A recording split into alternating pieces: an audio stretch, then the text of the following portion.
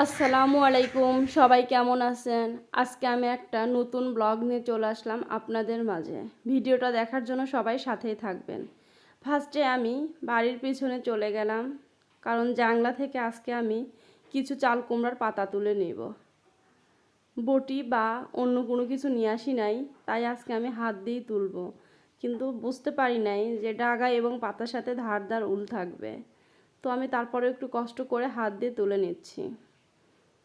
বেছে বেছে জালি পাতা তুলতেছি, এক জায়গা থেকে তুলি নাই, কারণ অনেকগুলো জালি পড়ছে, ওইগুলো নষ্ট হয়ে যাবে, তাই গ্যাপ রেখে রেখে আমি পাতা বেছে বেছে তুলে নিচ্ছি।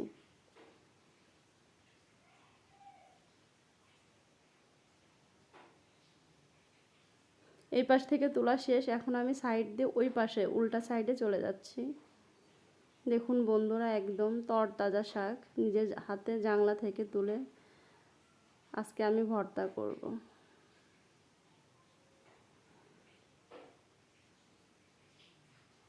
আমার শাক তোলা শেষ, এখন বাড়িতে এসে বটি দিয়ে আমি পিস পিস করে সুন্দর করে কেটে নিলাম।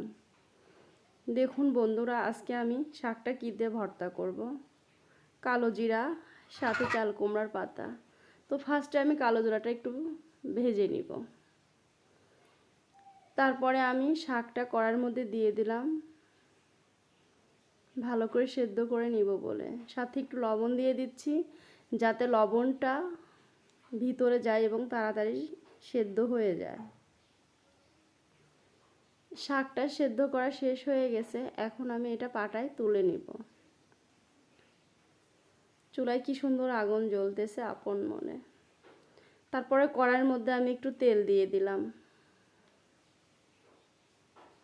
তেল দেওয়ার পরে আমি কাঁচা মরিচ, পেঁয়াজ ও রসুনটা একটু সুন্দর করে লাল লাল করে নিব।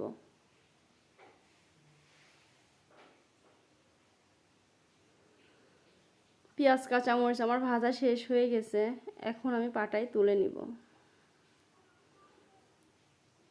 ঝাল যদি কম হয় এই জন্য একটু শুকনো মরিচও দিব, শুকনো মরিচটা আগে বাটবো, এই জন্য শুকনো মরিচটাও ভেজে নামিয়ে নিচ্ছি। রসুন পেঁয়াজ পিছলা হয়ে যাবে বলে আগে আমি বেছে বেছে মরিচটা বেটে নিব। দেখুন বন্ধুরা, আমার আজকে বাটা শেষ। কত সুন্দর দেখা যাচ্ছে, গরম ভাত দিয়ে খাইতে যা লাগবে। এখন আমি প্লেটে সুন্দর করে ভর্তাটা তুলে নিচ্ছি। তারপর আমি একটু সরিষার তেল ও লবণ দিয়ে সুন্দর মতো হাতে মাখিয়ে নিচ্ছি। আজকের ভিডিওটা এখানেই শেষ করছি, সবাই ভালো থাকবেন, আল্লাহ হাফেজ।